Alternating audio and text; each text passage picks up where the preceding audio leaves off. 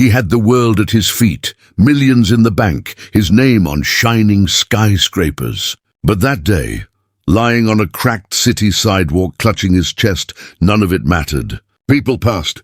Some stared. Others whispered, "Isn't that Mr. Collins?" But no one stepped forward. Except one woman, a stranger, a poor black woman, her hands trembling as she knelt beside him. "Sir, can you hear me? Stay with me," she pleaded. Why was she the only one to help, when dozens stood watching? And what happened after would expose truths neither of them could forget. For Thomas Collins, life had always been about control. At 55, he wasn't just a millionaire. He was a symbol of success. His real estate empire stretched across the city, his name etched into glass towers that gleamed in the sun. People envied him, feared him, and whispered about him. But despite all the power, there was a distance between him and the world outside his circle. That morning had started like any other. "Mr. Collins, your car is ready," his driver announced.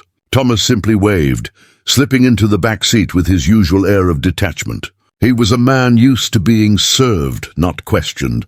Yet beneath the polished suits and tailored confidence, there was a fragile truth he didn't know was waiting for him. Because life has a way of humbling even the strongest, and that day it would. The streets he passed, the people he often overlooked, would soon become the only ones standing between life and death. And the one person who would decide it all? Someone he never would have expected. The city streets buzzed with noise, but for Thomas Collins, the sound quickly blurred. One moment he was stepping out of his car, briefcase in hand, planning his next deal. The next, sharp pain gripped his chest. His knees buckled. He collapsed onto the pavement, his suit jacket catching dirt. "Call an ambulance!" someone shouted. But no one moved. Strangers stopped, phones in their hands, not to help but to record. A wealthy man crumpled on the ground was suddenly entertainment. A woman in a faded coat pushed through the crowd. Her name was Evelyn. A single mother who worked nights, cleaning offices. Most of these people walked past without ever seeing. She knelt beside him, heart racing.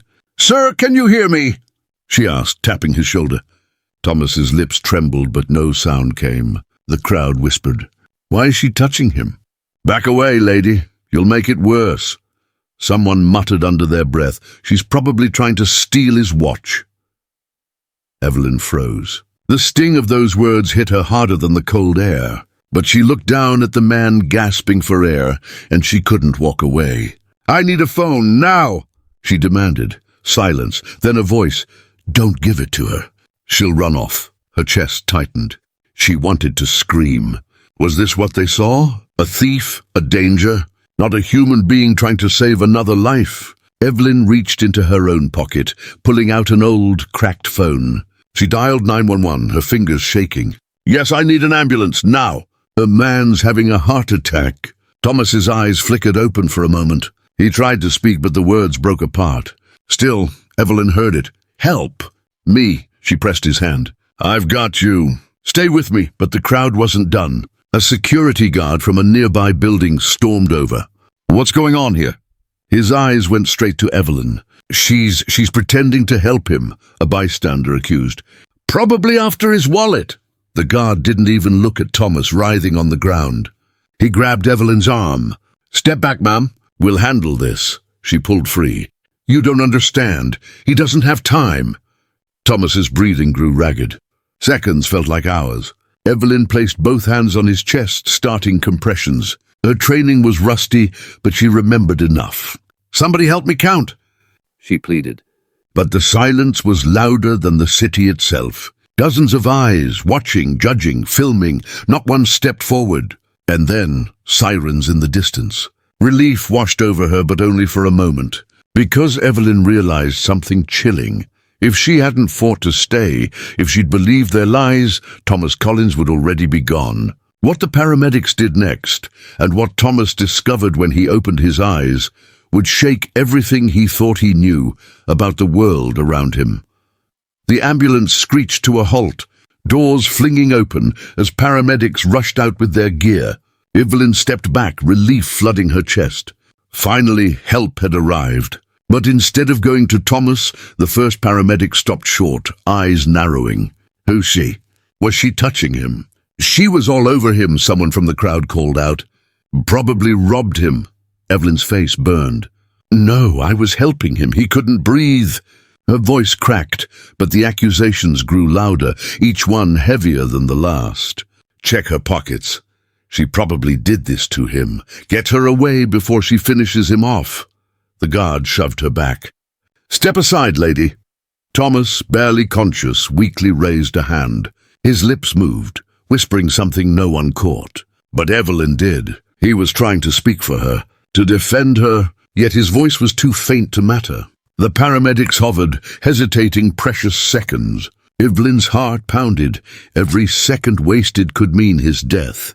Don't just stand there, she cried, tears cutting down her cheeks. He needs you now! One paramedic finally knelt, checking his pulse. He's critical.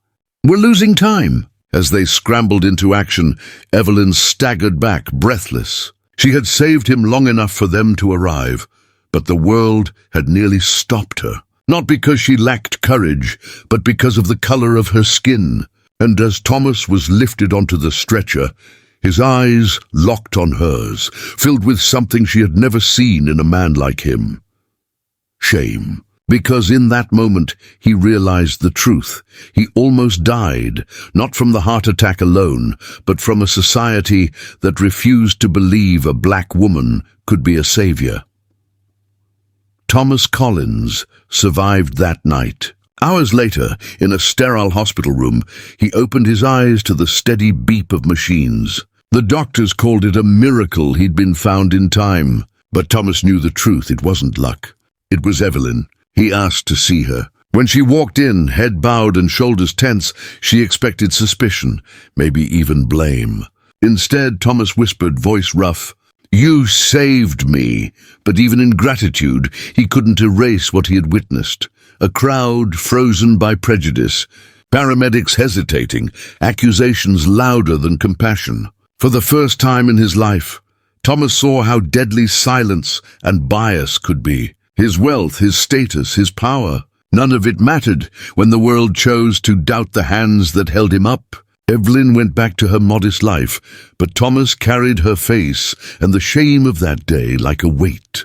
He began speaking publicly about what happened, about how close he came to dying, not just from his failing heart, but from the poison of racism that kept others from acting. Because Evelyn's story isn't rare. Every day, ordinary people are judged before they are known, their courage overlooked, their humanity questioned. And sometimes, those seconds of hesitation are the difference between life and death. So ask yourself, if you had been there standing on that sidewalk, what would you have done? Would you have stepped forward or stayed silent? If this story moved you, don't let it stop here. Share it, talk about it. Stand up against the silence, because the next life that hangs in the balance might depend on you.